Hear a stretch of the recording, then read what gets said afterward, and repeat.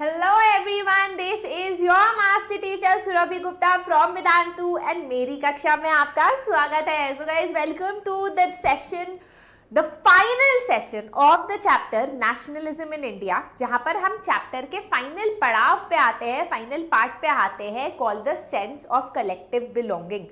So we have divided this chapter into L1, L2, L3 and L4. This is L4 where we complete the session. भाई क्या हो गया?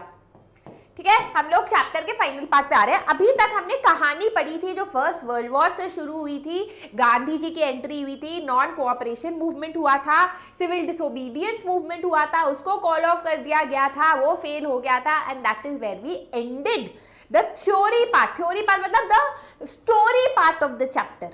अब जो part of the chapter है sense of collective belonging, वो थोड़ा theoretical है, मतलब वो थोड़ा स्टोरी से अलग हटके है. इसमें एक अलग क्वेश्चन आता है, 3 मार्कर आता है, कभी कभी केस बेस्ड क्वेश्चन आता है, पिक्चर बेस्ड क्वेश्चन आता है, यूजुअली इस पार्ट से आता है. तो इस पार्ट को थोड़ा लर्न करना है, आपको थोड़ा रटना है, बट काफी इंटरेस्टिंग है, इसलिए बड़ा ध्यान से सुनना है. पर स्टोरी नहीं है तो स्टोरी की तरह आप लर्न नहीं कर सकते, थोड़ा रटना ही पड़ेगा.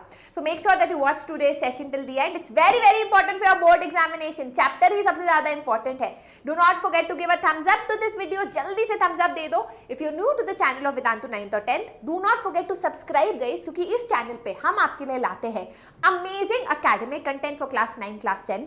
वी मेक श्योर कि आपकी जो जर्नी है क्लास 9 और 10 की, आप टॉपर बन के निकलो. मैं नहीं कह रही अच्छे मार्क्स लाओगे, मैं आपको प्रॉमिस करती हूँ कि अगर आप मुझे हफ्ते में 3 दिन आधा घंटा टू 45 मिनट्स देते हो तो you will top your SST exam. No one can stop you from doing so. And मैं चाहती हूँ आप याद रखो कि क्लास 10 एसएसटी का मतलब है सुरभि मैम. ठीक है, ये हो जाना चाहिए आपका, माइक गिर गया, आपका मोटो. ठीक है, इसी बात से without wasting a lot of your time let us start with the session. तो गाइस, अभी तक हम पढ़ रहे थे कि कैसे हमने अलग अलग मूवमेंट से, अलग अलग सत्याग्रह से, अलग अलग वेपन जैसे नॉन वायलेंस और ये और वो, उससे ब्रिटिशर्स के अगेंस्ट लड़ा. बट ब्रिटिश, पता है, सिर्फ ब्रिटिशर्स से लड़ने से एक नेशनहुड नहीं बन जाता. एक कलेक्टिव जो आइडेंटिटी है कि हम एक है, उसके लिए और भी चीजों की जरूरत होती है. One does not simply construct a national identity. It requires a lot of work, especially in a country like India, जिसमें इतने भेदभाव थे, हिंदू मुसलमान, अपर कास्ट लोअर कास्ट, गरीब अमीर, अलग अलग लैंग्वेजेस, अलग अलग हिस्ट्री, अलग अलग रिलीजन.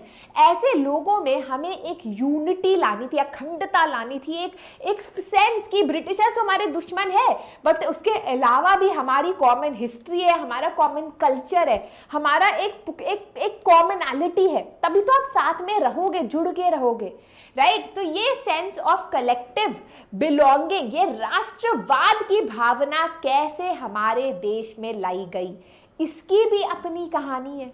ये नहीं कि बस ब्रिटिशर्स को हटाया हम एक देश बन गए. हो सकता था कि ब्रिटिशर्स के जाने के बाद हम अलग अलग हिस्सों में बट जाते, नॉर्थ इंडिया अलग, साउथ इंडिया अलग, ईस्ट इंडिया अलग, वेस्ट इंडिया अलग. टोटली पॉसिबल था. बल्कि आप बिलीव नहीं करोगे, जब हमको इंडिपेंडेंस मिली थी तो मोस्ट ऑफ इंटरनेशनल मीडिया ने यही लिखा था न्यूज़पेपर में, India has got an independence but till when will it stay United. बहुत सारे पॉलिटिकल कमेंटेटर्स ने ये प्रिडिक्ट किया था कि India just like Pakistan today will break down. But we prove them wrong. क्यों? क्योंकि हमने ये जो सेंस थी कि हम एक है, ये बिलोंगिंग टू वन कंट्री की जो एक फीलिंग थी, इसको काफी स्ट्रॉन्ग बनाई. ठीक है, कैसे बनाई, कैसे हमने अपनी एक आइडेंटिटी बनाई, इसके बारे में अभी हम पढ़ने वाले हैं. ठीक है, तो सबसे पहले तो गाइस एलिगरी का कॉन्सेप्ट आपने पढ़ा था फर्स्ट चैप्टर में. एलिगरी क्या होता है कि जो राष्ट्र होता है उसको आप देख नहीं सकते, खा नहीं सकते, टेस्ट नहीं कर सकते, छू नहीं सकते. तो जब आप लोगों को बोलते हो कि हमारा एक राष्ट्र है, तो जो आम आदमी औरत है जो घर में हर दिन क्या कमाई करके खाना खा रहे हैं, वो सोचेंगे कि हम इस राष्ट्र के लिए क्यों लड़े जिसको हम देख नहीं सकते. तो इसीलिए एलिगरी, जब आप एक ऐसे एब्स्ट्रैक्ट कॉन्सेप्ट को एक इमेज देते हो, एक फिगर देते हो, उसको हम बोलते हैं एलिगरी. ठीक है, जैसे मैरियान है ना, वैसे ही जर्मनी का जर्मेनिया, वैसे ही इंडिया की एलिगरी बनाई गई थी बंकिम चंद्र चट्टोपाध्याय द्वारा भारत माता. भारत माता की जय. राइट? एक फीलिंग आती है आपके अंदर से जब कोई ये बोलता है। इन द 1870s उन्होंने एक हिम भी लिखा था कॉल्ड वंदे मैं गाती नहीं, बेइज्जती हो जाएगी, वंदे मातरम, है ना। वंदे मातरम इतनी ज्यादा पॉपुलर हुई कि बाद में उनकी एक नॉवेल थी कॉल्ड आनंद मठ, वहां पर भी इस पोएम को डाला गया। ये पोएम या फिर ये हिम इतने, ये जो सॉन्ग था ये इतना हमारा नेशनल सॉन्ग बन गया है आज, ये इतना ज्यादा पॉपुलर हुआ कि जब स्वदेशी मूवमेंट हुआ था बंगाल में, है ना, तो वहां पर भी इस गाने को गाया जाता था ब्रिटिशर्स के अगेंस्ट, जिससे लोगों में एक एकजुटता आए, राष्ट्रवाद की भावना उठे। उसके बाद एक और इमेज बनाई गई थी, एक और फिगर ने, अबिंद्रनाथ टैगोर, याद रखो it's not Rabindra, it's Abanindranath Tagore, ये है उनका इमेज ऑफ भारत माता। या भारत माता को असेटिक मतलब काफी ब्राह्मण, एक अलग दुनिया की देवी टाइप दिखाई गया है, जो बहुत सिंपल सी है, कंपोज है, काम है, भगवान जैसी डिवाइन है, होता है ना बिल्कुल जो साधु संत होते हैं उस तरीके का। उनके पास एक हेलो भी है ऊपर, इस हेलो का मतलब है कि वो बहुत ज़्यादा शांत और भगवान के करीब है, बहुत नॉलेज है उनके पास, इस तरीके से दिखाया गया है। तो अबिंद्रनाथ टैगोर भारत माता को इस तरीके से दर्शा रहे थे कि ये बिल्कुल हमारी माता जैसी है ना, जितनी प्योर एक मदर होती है वैसे हमारी भारत माता है। धीरे धीरे भारत माता को अलग अलग तरीके से अलग अलग प्रिंट्स में दर्शाया जाने लगा। फॉर एग्जाम्पल लोग क्या करते थे ना कि कैलेंडर्स प्रिंट करते थे विद भारत माता फिगर इन डिफरेंट फॉर्म्स, या फिर जो कपड़े होते थे उसमें जो पीछे लेबल होता था उसमें भारत माता की फोटो डाल देते थे, जिससे लोग वो कपड़ा खरीदे जो लोग पेट्रियोटिक है, जिनको देश से प्यार है। तो एक भारत माता की इमेज यहाँ भी है जहां पर एलिफेंट और लायन दिखाया जा रहा है for strength and power. Power है आपका ये एलिफेंट और स्ट्रेंथ है आपका lion, right? Authority, power and authority. अब गाइस ऑब्वियसली आपको दिख ही रहा है, क्वेश्चन आता है कभी कभी बोर्ड एग्जाम्स में कि does this image, do you think it appeal to all sections of Indian society?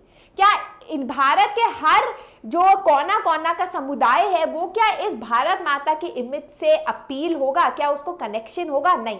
Mostly ये वाला इमेज हिंदू इमेज जैसा दिख रहा है, क्योंकि माता को भी हिंदू गॉडेस की तरह दिखाया जा रहा है। पर ऐसे अलग अलग इमेजेस जो है उस टाइम बनाई जा रही थी, ठीक है। यहाँ पर जवाहरलाल नेहरू जी का प्रिंट है, उनके हाथ में भारत माता किताब है, उनके हाथ में भारत माता की फोटो भी है। तो एक तरीके से मैं कह रही हूँ ना, इस तरीके के प्रिंट्स काफी ज्यादा पॉपुलराइज हो गए। ये बात होने लगी कि अगर जैसे तुम अपने माता के लिए, अपनी माँ के लिए अपनी जान दे सकते हो, तो भारत माता तो हमारा राष्ट्र है, इसके लिए खून तो तुम्हें बहाना होगा ना ब्रिटिशर्स के अगेंस्ट। इस तरीके से लोगों के दिल में राष्ट्रवाद की भावना लाई गई, जिससे वो निकले अपने घर के और ब्रिटिशर्स से लड़ाई करे, ठीक है। अब हम बात करते हैं इंडियन फोकलोर की। नाउ गाइस उस टाइम पे काफी ज्यादा जो हमारे राष्ट्रवादी थे, जो हमारे नेशनलिस्ट थे, they began recording folk tales. अच्छा, इससे पहले मैं बता दूं फोकलोर होता क्या है। जैसे आप कभी भी किसी भी छोटे गांव में जाते हो तो वहां की अपनी कहानियां होती है, या फिर अगर आप अपनी नानी से बात करते हो वो अपनी कोई कहानी सुनाएंगे, जिसको हम आजकल पंचतंत्र टेल्स की तरह भी सुनते हैं, राइट? तो बोला जाता है, लाइक उस टाइम के लोगों ने बोला कि अभी हम बहुत वेस्टर्नाइज हो गए हैं, हम सिर्फ इंग्लिश स्टोरीज और इंग्लिश कल्चर के बारे में पढ़ रहे हैं। बट अगर हमें अपना देश का कल्चर जानना है तो हमें फोक में मिलेगा, मतलब लोकल कल्चर में मिलेगा, तभी हमें पता चलेगा कि हमारा रियल पास्ट कैसा था, हमारी असली देश की कहानियां कैसी थी। तो बंगाल में रविंद्रनाथ टैगोर जो इंग्लिश में भी लिखते थे, हिंदी में भी लिखते थे, बंगाली में भी लिखते थे, उन्होंने काफी सारी ऐसी कहानियों को एक किया, खुद की भी कहानी लिखी राष्ट्र के बारे में, एंड उन्होंने फोक रिवाइवल का एक मूवमेंट शुरू किया, जब पुराने गाने और पुराने कहानियों को उन्होंने किताबों में लिखना शुरू किया।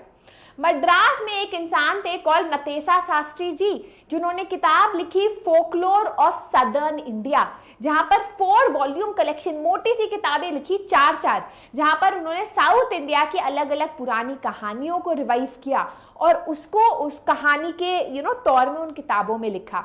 उन्हें लगता था कि अल्टीमेटली अगर आप भारत के लोगों का दिल और दिमाग जानना चाहते हो तो वो सिर्फ फोकलोर में मिलेगा, सिर्फ इन कहानियों में मिलेगा, ठीक है। अपार्ट फ्रॉम दैट काफी सारे सिंबल्स और आइकॉन्स भी यूज किए गए लोगों को यूनिफाई करने के लिए, लोगों को यूनाइट करने के लिए। फॉर एग्जाम्पल ये स्वदेशी फ्लैग, तो यहां पर आपको दिख रहा है 3 रंगों का ये फ्लैग है, हरा, पीला, लाल, ग्रीन, येलो, रेड। ऊपर आपको लोटसेस दे रखे हैं to represent the 8 provinces of British India. 8 provinces है, 1906 का फ्लैग है, ये है हिंदू और मुसलमान की यूनिटी दिखाने के लिए। This was the flag of India in 1906। फिर 1921 को आते आते गांधी जी ने भी एक फ्लैग बनाया जहां पर उन्होंने very similar to our flag today, orange, white, green, ठीक है, जैसे आज का हमारा फ्लैग है, बीच में चरखा है टू शो सेल्फ रिलायंस, क्योंकि गांधी जी का मानना था कि मशीन मेड गुड्स जो ब्रिटिशर्स हमारे यहाँ क्लॉथ ला रहे हैं उसको यूज करने की जगह हमें खुद का अपना कपड़ा बनाना चाहिए, खादी का कपड़ा, तो बीच में चरखा बनाया गया है, ठीक है। तो इस तरीके से अलग अलग फ्लैग्स हमारे आए गए और ये फ्लैग जो है ना लोगों में यूनिटी लाते थे, क्योंकि एज आई सेड यूनिटी के लिए ना सिंबल्स काफी ज्यादा एक मेजर रोल प्ले करते हैं। इसीलिए तो जब आप आईपीएल भी देखते हो तो एक यूनिफॉर्म होती है, उससे आप कनेक्ट कर पाते हो। नहीं तो अगर सभी व्हाइट यूनिफॉर्म में होते, चेन्नई सुपर किंग्स भी, बैंगलोर रॉयल समथिंग भी, तो फिर आप कनेक्ट नहीं कर पाते। सबके सिंबल्स हैं, सबके एंथम है, सबकी यूनिफॉर्म है। This is what brings you together, right. अब हम आते हैं इतिहास पे, हिस्ट्री पे। नो गाइस, उस टाइम पे क्या हुआ था, काफी सारे लोगों ने बोला कि जो ब्रिटिशर्स है उन्होंने इंडिया को बहुत ही बैकवर्ड और सुपरस्टिशियस बुलाया है ना। ब्रिटिशर्स यही बोलते थे कि हम इंडिया को सुधार रहे हैं, इंडिया बहुत बैकवर्ड कंट्री है, इंडिया की बहुत बुरी हालत है। तो हमको भी लगने लगा था एक पॉइंट पे कि यार हम तो बड़े बुरे देश है, ब्रिटिशर्स अच्छा हुआ आ गए है ना हमारा मसीहा बनने। But obviously that was a wrong thinking. तो काफी सारे इंडियन हिस्टोरियंस, काफी सारे हमारे फ्रीडम फाइटर्स, राष्ट्रवादी लोगों ने सोचा कि क्यों ना ट्रू इंडियन हिस्ट्री को रिवाइव की जाए। तो एंशियंट इंडिया में जो हमारे अचीवमेंट्स थे, चाहे वो आर्ट में हो, आर्किटेक्चर में हो, लॉ में हो, साइंस में हो, उसको आगे बढ़ाया जाने लगा। काफी सारे एक इतिहास को री इंटरप्रेट करना कि भाई हमारे हिस्ट्री में सिर्फ बैकवर्डनेस और कास्ट प्रॉब्लम नहीं है, हमारी हिस्ट्री में जीरो है, आर्यभट्टा है, रामानुजा, मतलब अलग अलग थिंकर्स, अलग अलग स्कॉलर्स के बारे में वापस से बात की जाने लगी, जिससे हमारे अंदर एक प्राउड फीलिंग हो that we are Indians.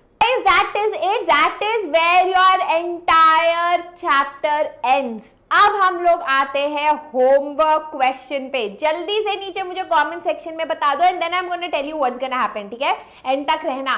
By whom was the song Vande Mataram composed? Who led the movement for folk revival? जिन्होंने folk काफी सारे फोक चैप्टर्स, फोक गीत लिखे किताब में। The 8 lotuses in a flag designated during Swadeshi movement represents what? So these are the questions. Now guys, अगला जो session होगा उसमें हम आपके बॉक्सेस करेंगे, पिक्चर बेस्ड क्वेश्चंस करेंगे, हम आपके एनसीईआरटी क्वेश्चंस करेंगे। सो एंड लाइव सेशन होगा तो वी क्विज भी होगा। So make sure that you are there for that session. It's gonna be a live session. ज्यादा से ज्यादा बच्चे आना guys, so that we can make more amazing videos for you. Do not forget to follow me on my Instagram page where I can talk to you. Telegram channel पे हम PDF भी डालते रहेंगे, तो चिंता मत करो। Do not forget to give a thumbs up to this video, subscribe to this channel, share this video with your friends, and I'm going to see you in the next class where we're going to completely finish this chapter. Bye bye.